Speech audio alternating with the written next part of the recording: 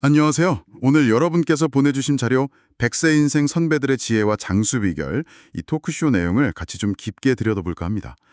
이게 그냥 오래 사는 걸 넘어서 어떻게 하면 정말 활기차고 의미 있게 살 수 있을까? 100세 넘게 사신 분과 경험에서 나오는 그 진짜 지혜, 여기에 관심이 많으신 것 같아요. 네, 맞아요. 단순하게 의학적으로 오래 사는 방법, 이런 기술적인 걸 아는 차원을 넘어서요. 실제 우리 삶 속에서 질 높은 100세 인생을 어떻게 만들 수 있을까? 좀 더 근본적인 질문을 던지시는 거죠. 네, 그런 것 같아요.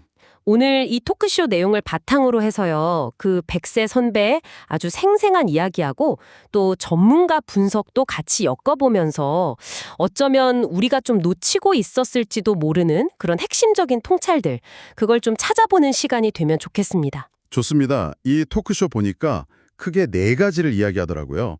건강한 생활 습관, 그리고 마음가짐, 또 인간관계, 마지막으로 평생 배우는 자세. 언뜻 들으면 뭐 다 아는 얘기 같기도 한데 네, 익숙하죠. 과연 이 백세 선배의 경험 속에는 어떤 좀 특별한 게 숨어 있을지 지금부터 한번 제대로 파헤쳐보죠. 네, 첫 번째 기둥은 역시 뭐니 뭐니 해도 건강과 생활 습관이었습니다. 100세 인생을 딱 지탱하는 가장 기본, 네, 토대라고 할 수 있겠죠. 네, 토크쇼에서 그 선배님이 가장 먼저 그리고 아주 단호하게 강조하신 게 규칙적인 생활이었어요. 매일 같은 시간에 일어나는 거요. 이거 정말 단순해 보이는데 이게 그렇게 중요하다고? 네, 그 단순함 속에 사실 핵심이 있는 거죠. 매일 정해진 시간에 일어나고 또 잠드는 것. 이게 우리 몸의 그 생체 시계, 그러니까 생체 리듬을 안정시키는데 가장 효과적인 방법이거든요. 생체 리듬이요? 네. 우리 몸이 어떤 예측 가능한 패턴에 좀 익숙해지면 호르몬 분비라던가 신진대사 같은 이런 내부 시스템들이 훨씬 효율적으로 작동하게 돼요. 이게 전반적인 건강 유지의 기초가 되는 겁니다. 그렇군요. 그리고 막 격렬한 운동보다는 가벼운 스트레칭이나 산책 같은 거, 이걸 꾸준히 하셨다는 점도 좀 인상 깊었어요. 뭐 헬스장 가서 몇 시간씩 하는 게 아니라 매일 조금씩 움직이는 거, 그 힘을 강조하신 거죠?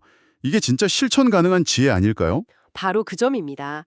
특히 이제 연세가 좀 있으시면 고강도 운동은 오히려 부상 위험을 높일 수도 있거든요.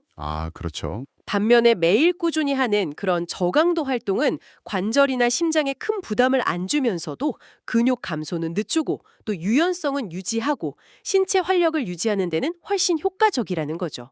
꾸준함, 이게 핵심입니다. 꾸준함, 식습관 이야기도 빼놓을 수 없죠. 과식하지 않기, 그리고 신선한 채소랑 제철 과일 위주로 먹기. 이것도 참 기본적이면서도 어려운 이야기 같아요. 그죠. 네. 과식 금지. 이거는 소화 부담을 줄이는 첫걸음이고요. 또 만성질환의 근본 원인 중 하나인 비만 예방에도 중요하죠. 그리고 신선한 채소와 제철 과일, 이걸 강조하신 점이 특히 좀 주목할 만한데요. 네. 제철 음식이 영양가가 가장 풍부하기도 하고요. 또 자연의 흐름에 이렇게 순응하는 그런 건강한 방식이잖아요. 항산화 물질 같은 게 풍부해서 세포 노화를 늦추고 면역력 강화에도 직접적인 도움이 되고요. 현대 영양학에서 왜 장수식단으로 꼽는 지중해식 식단 같은 거 있잖아요. 네네, 들어봤어요.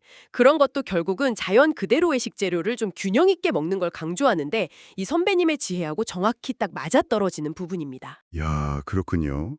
자, 그런데요. 이 신체의 건강만큼이나, 아니 어쩌면 그 이상으로 중요하다고 선배님이 딱 강조하신 게 있었잖아요. 네. 바로 마음가짐. 여기서부터 이야기가 좀 더 깊어지는 것 같습니다. 네, 이 부분이 정말 중요합니다. 토크쇼에서 선배님은 긍정적인 마음을 거의 모든 것의 뚜리처럼 이야기를 하셨어요. 단순히 그냥 좋게 생각하자, 이런 수준을 넘어서는 것 같더라고요. 맞아요. 힘든 일이 왜 없겠어요. 근데 그럴 때일수록 일부러라도 웃으려고 하고, 고맙다고 생각하려고 애썼지. 이런 말씀을 하셨다고 하던데요. 누구나 긍정적인 게 좋다는 건 알지만 살다 보면 그게 참 어렵잖아요. 그렇죠. 혹시 토크쇼에서 선배님이 그 힘든 순간에도 긍정성을 유지하려고 구체적으로 어떤 노력을 하셨는지, 뭐 그런 얘기가 더 있었나요? 토크쇼 내용상 아주 구체적인 에피소드까지 나오진 않았지만요. 그 핵심은 의식적인 노력을 강조했다는 점이에요.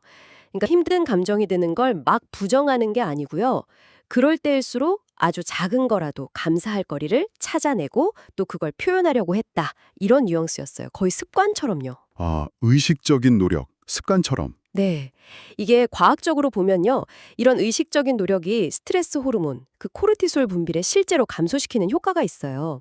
만성 스트레스는 염증을 유발하고 면역 체계를 약화시켜서 거의 모든 질병의 위험을 높이거든요. 헉, 그렇군요. 반대로 긍정적인 감정, 특히 감사는 심리적인 안정감을 주고 이게 또 면역 기능 향상이나 심혈관 건강 개선으로 이어진다는 연구 결과들이 꾸준히 나오고 있죠. 와, 그러니까 단순히 그냥 기분이 좋아진다 이런 차원을 넘어서 몸의 어떤 화학적 반응 자체를 바꾸는 거네요.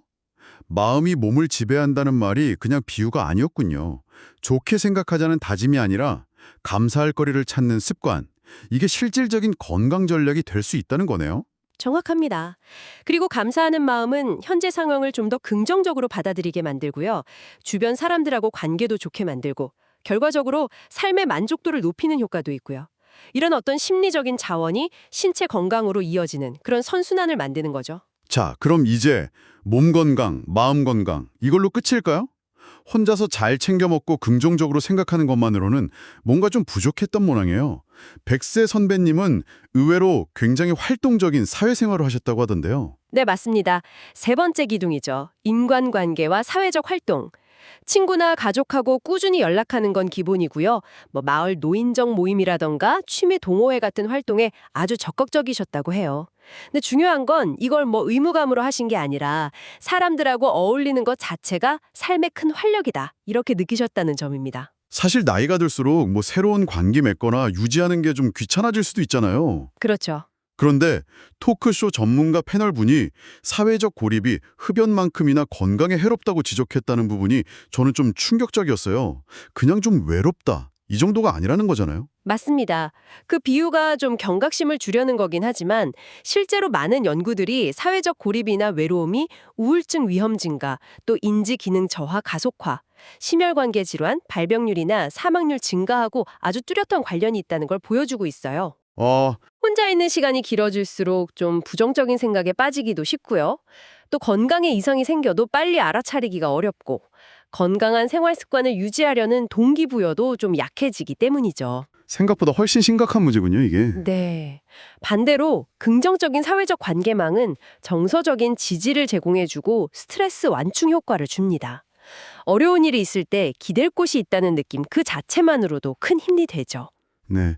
또 서로에게 건강 정보를 공유한다거나 운동을 좀 독려한다거나 이런 긍정적인 영향을 주고받게 되고요. 이런 사회적 연결망이 튼튼할수록 개인이 어떤 역경에 부딪혔을 때 다시 일어설 수 있는 힘, 그러니까 회복 탄력성이라고 하죠. 그게 높아집니다. 아하, 회복 탄력성. 어려움을 이겨내는 힘이요? 네. 어려움을 극복하고 다시 제자리로 돌아오는 그런 심리적인 근육이라고 할 수 있는데 이게 강한 사람은 스트레스 상황에서도 건강을 유지할 가능성이 더 높습니다. 그게 혼자 힘으로만 되는 게 아니라 관계 속에서 길러진다는 거군요. 흥미롭네요. 자, 그럼 마지막 네 번째 요소로 가볼까요? 100세까지 그 긴 세월을 지치지 않고 살아갈 수 있었던 또 다른 동력, 바로 배움과 도전 정신입니다. 나이는 정말 숫자에 불과하다는 듯이 늘 새로운 것에 대한 호기심을 잃지 않으셨다고요. 네, 이 부분이 활기차게 나이 드는 것의 핵심이라고 할 수 있습니다. 단순히 수명을 연장하는 걸 넘어서 삶의 마지막 순간까지 어떤 생기와 의미를 유지하는 비결이죠. 토크쇼에서 선배님은 그림 그리기, 글쓰기, 아니면 악기 배우기 같은 구체적인 활동들을 예로 드셨다고 해요.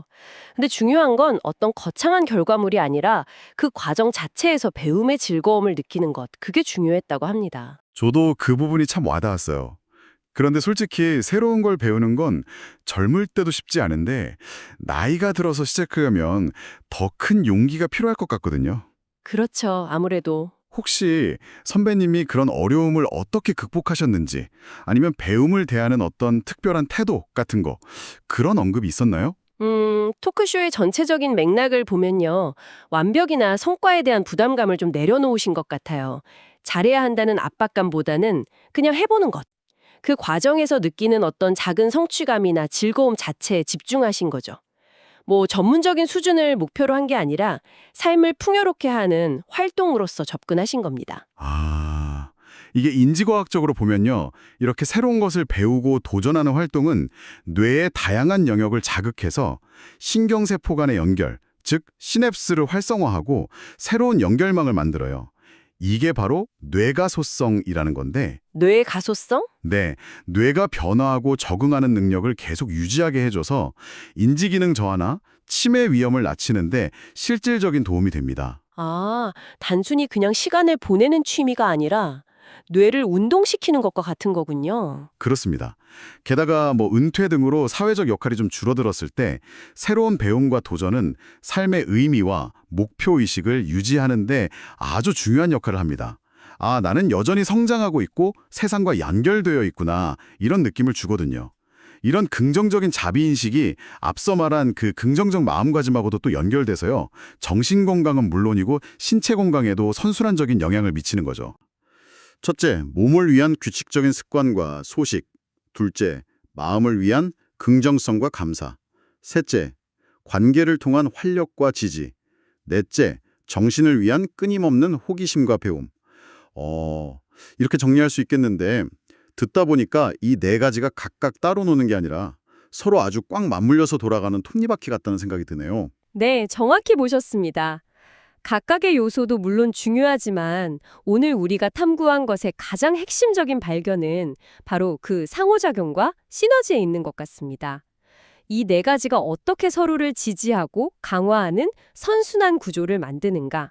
이것이 단순히 오래 사는 것을 넘어서 활기차고 행복하게 100세 인생을 만드는 열쇠가 아닐까 싶습니다. 아, 맞아요. 토크쇼에서 선배님이 하신 말씀 중에 거창한 계획 세우지 마. 그냥 오늘 할 수 있는 작은 거 하나 꾸준히 하는 게 중요해. 이런 취지의 말씀이 있었다고 하던데 그게 딱 이 선순환의 시작점을 이야기하는 것 같아요. 대단한 비법이 아니라 일상 속 작은 실천의 힘, 그거죠. 네, 맞습니다. 흔히 장수 비결하면 뭔가 좀 특별하고 거대한 걸 상상하기 쉽잖아요. 그렇죠. 근데 실제 건강하고 행복한 노년을 보내시는 분들의 삶은 의외로 기본에 충실한 경우가 많아요.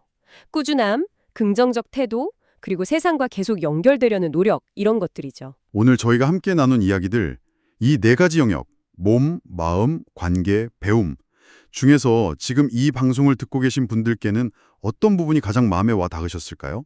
아, 이건 나도 한번 시작해볼 수 있겠다 싶은 어떤 작은 불씨 같은 것이 있었기를 바랍니다. 네, 여기서 마지막으로 한 가지 좀 생각해 볼 거리를 던져드리고 싶습니다. 이 네 가지 요소의 선순환을 좀 의식적으로 만들어 보면 어떨까 하는 건데요. 아, 의식적으로요? 네. 예를 들어서 건강을 위해서 동네 걷기 모임 같은 데 나가보는 거예요. 이건 건강 습관이면서 동시에 사회활동이잖아요. 네, 그렇죠. 그러다 보면 사람들과 이야기하면서 긍정적인 기분, 즉 마음가짐도 좋아질 수 있고요. 또 누군가에게서 어쩌면 새로운 취미, 즉 배움과 도전에 대한 정보를 얻게 될 수도 있겠죠. 아, 정말 그러네요. 하나를 시작하는 것이 다른 영역들까지 자연스럽게 이렇게 활성화시키는 어떤 촉매제 같은 역할을 할 수 있군요. 바로 그겁니다.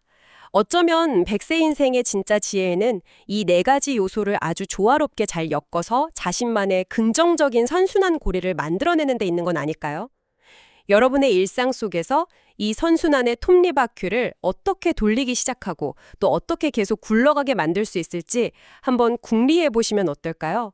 그것이 오늘 우리가 함께 탐구한 100세 선배의 지혜를 여러분의 삶에 적용하는 가장 의미 있는 첫걸음이 될 거라고 생각합니다.